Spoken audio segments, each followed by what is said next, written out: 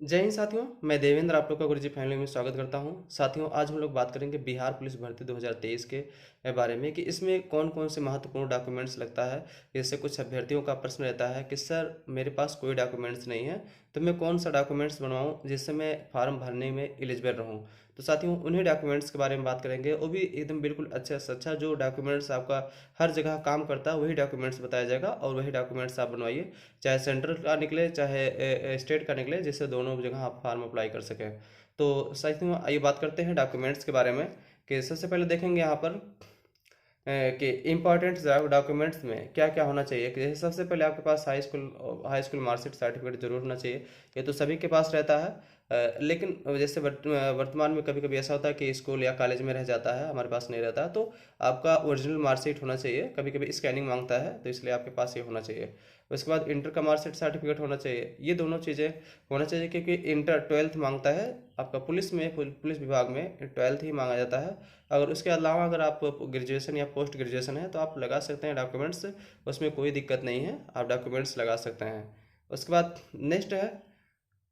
Next देखेंगे यहाँ पे। जैसे अब ये रही बात यहाँ पर कि हाई स्कूल इंटर, और जैसे आप बीए लगाते हैं या बीएससी लगाते हैं, ये सब लगाने का मतलब अच्छा ही रहेगा क्योंकि आपका जो जब प्रोन्नति होगी आपका, तो इसमें बहुत बहुत बड़ा ये सब काम करता है, तो प्रमोशन के लिए।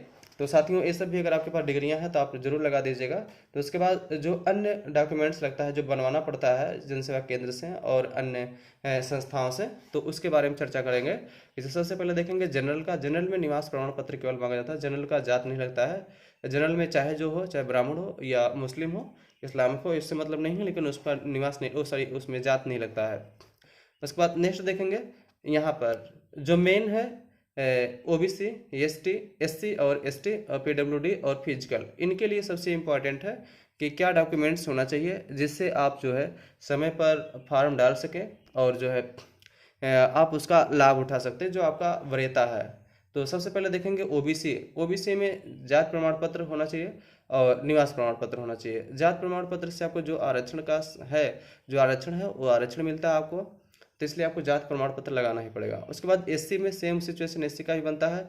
एससी के लिए भी जात प्रमाण पत्र होता है, लेकिन आपको मैं एक एडवाइजर दूंगा कि आप लोग अगर जात प्रमाण पत्र या निवास प्रमाण पत्र बनवाते हैं तो आप भारत सरकार का बनवाइएगा, ना कि स्टेट गवर्नमेंट का बनवाइएगा। आप स्टेट गवर्नमेंट का बनवाते हैं तो केवल स्टेट गवर्नमेंट का अगर कोई वैकेंसी आती है तो आप उसमें फॉर्म भर सकते हैं। और अगर केंद्र सरकार का कोई वैकेंसी आती है तो उसके लिए आप थोड़ा सा एलिजिबल नहीं हो पाते हैं, मतलब आपको फिर एडवांस बनवाना पड़ेगा।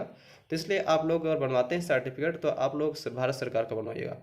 उसके बाद एसटी के लिए एसटी के लिए जात प्रमाण पत्र भी होना चाहिए। सेम सिचुएशन उनका भी है, जात प्रमाण पत्र निवास प्रमाण पत्र ही होना चाहिए। और उसके बाद पीडब्ल्यूडी के लिए इनमें भी जात निवास होना चाहिए और इनके लिए जो वर्कर प्रमाण पत्र होता है, उन वर्कर प्रमाण पत्र भी होना चाहिए इनके लिए।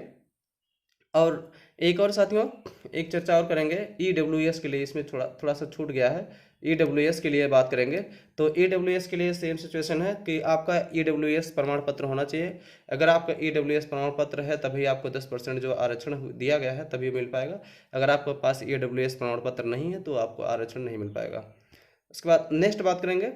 यहाँ देखिए सबसे इम्पोर्टेंट है हैंडीकैप के लिए कि आपके लिए कौन कौन सा डॉक्यूमेंट्स होना चाहिए। जैसे जात प्रमाण पत्र होना चाहिए, निवास प्रमाण पत्र होना चाहिए और यहाँ प्रमाण पत्र होना चाहिए। हैंडीकैप जैसे आपको ये दिखाना होता है कि हमारा कहाँ से कौन से अंग में प्रॉब्लम है, ठीक है ना। तो आप इतना जानते ही होंगे।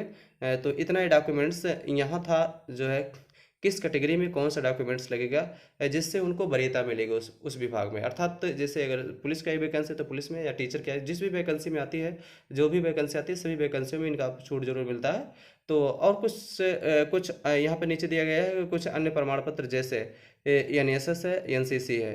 तो साथियों देखिए सबसे इम्पोर्टेंट यहाँ पर दिया गया है कि एनसीसी है अगर आपके पास, तो एनसीसी है अगर आपके पास, आप किसी भी कैटेगरी में आते हैं तो आपको 10 नंबर का छूट मिलता है सब जगह।